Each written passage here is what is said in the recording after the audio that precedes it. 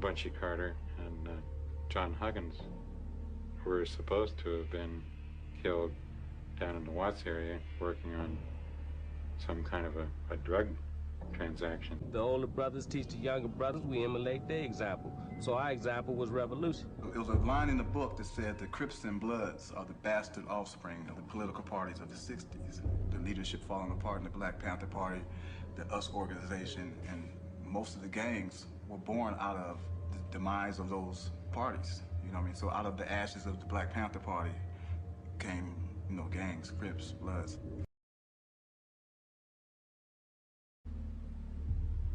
And, you know, it would just look like a drug deal, not a political assassination.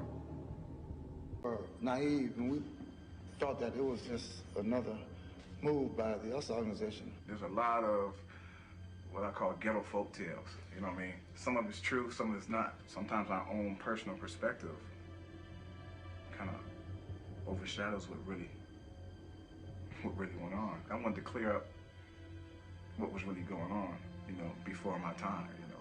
I don't believe that Karenga was working for the FBI. He might have been manipulated by the FBI. I was comfortable in making Karenga the villain. And then I had to talk to Geronimo. He was like, nah.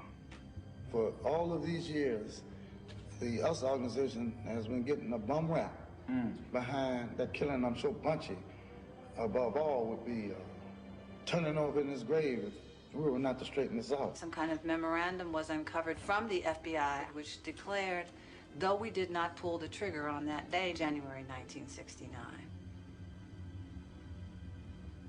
we did cause the unrest that preceded it. And it was hard not to break his rules, you know, because they took something away, man. They just snatched apart our heart. And not to, you know, not to hit something back, not to attack back or move the deal, you know, resolve that.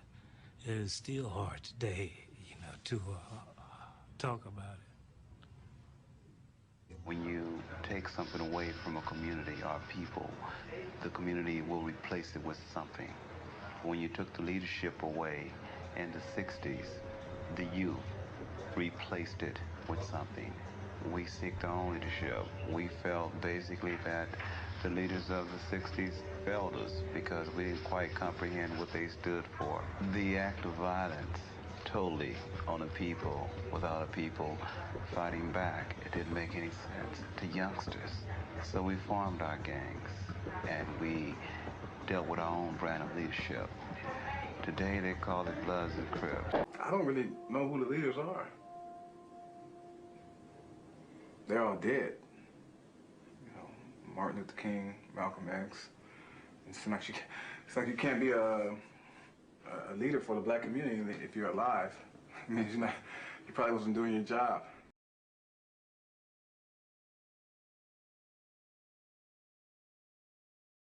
So when Craig Munson and his crew were carving out a name in the old Slauson territory, was that an issue back then? No, we didn't even know nothing about this. So we were grown. To 1969, I was 26 years old. The avenues, which was Munson, Donnie Boy, my brother Buzzard, Teddy Bear, Charles Jones, Howard, a lot of other guys over there. Okay, see, but I told them they couldn't do that. So that's where Raymond now got the idea. Raymond Washington was just 16 years old when he created what has now become one of the largest street gangs in the world. As the founder of the Crips, Raymond Washington always wanted to be an avenue, but he can't forget about the avenues. I've always called the avenues the father of the Crips, and this is why. 1969, Okay, I got a 57 green Cadillac. What you doing, walking up on me? And the next round, catch one of these left hooks. Anyway, I go up there. Okay, I ain't never seen this dude before in my life. They come out of the gym. There's about 8, Donnie Boy, Craig Munson, Teddy Bear, the one who used to box, I can't remember. All these dudes come out. I asked them, which one is Munson? He said, oh, right there. I said, man, your name Munson? He said, yeah. I said, I hear y'all going around taking people's coats and stuff and blah, blah, blah, blah. The Crips got their name when they beat that boy down to death at the Hollywood Palladium about his leather coat.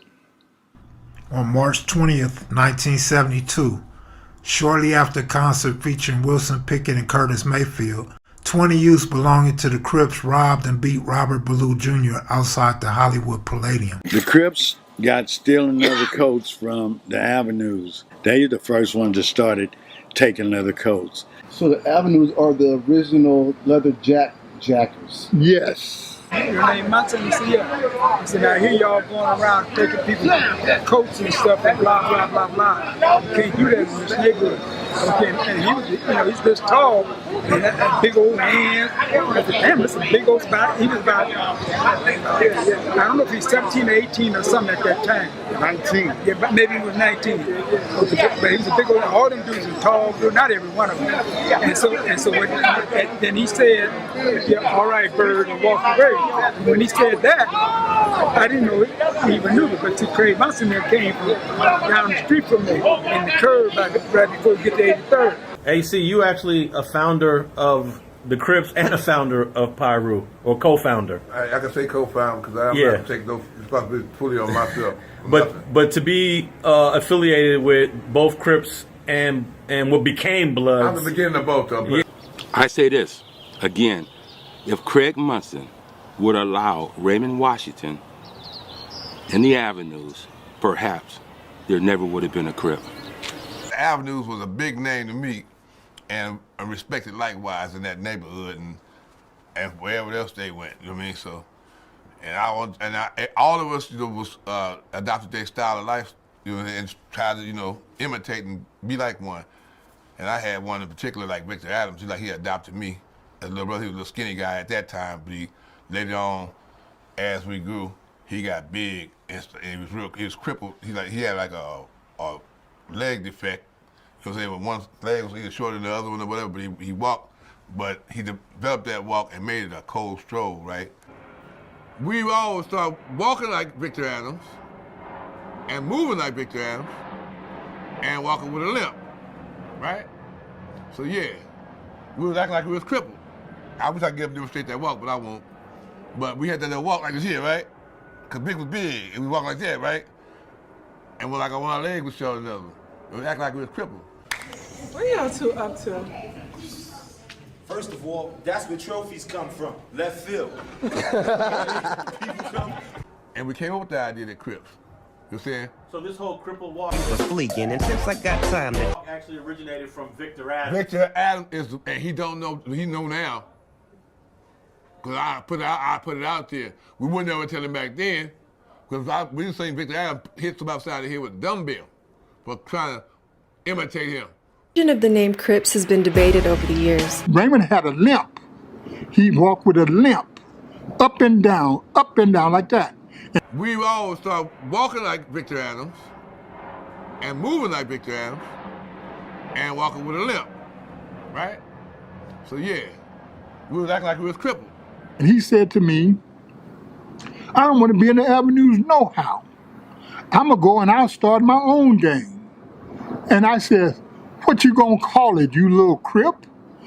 I said that because of him walking up and down. Because he had a bad limp. And he said to me, that's what I'm going to call it, the Crips.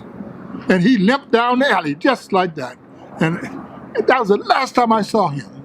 To some people, they thought y'all were Baby Avenues, right? Oh, yeah, see, that's the impression we had left with them. Yeah.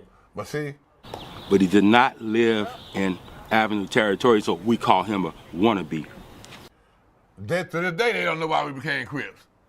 You know what I'm saying? But I don't think none of us were going to tell them that we was wannabes and got rejected. You know what I'm saying? We weren't gonna tell them that because we had began generating fear in everybody else's heart. Now, I say this again, if Craig Munson would allow Raymond Washington in the avenues, perhaps there never would have been a Crip. An altercation between Washington and the Avenue's founder led to a split, and in 1969, at the age of 16, Washington left to start his own gang. Raymond decided to start his own gang, the Crips. The stories may vary, the origins may differ, but the name would never change, Raymond Washington. I look at where we're at today, and I kind of like just feel like, you know, I definitely have, we failed. Our generation has failed, you know, to live up to what we're supposed to be.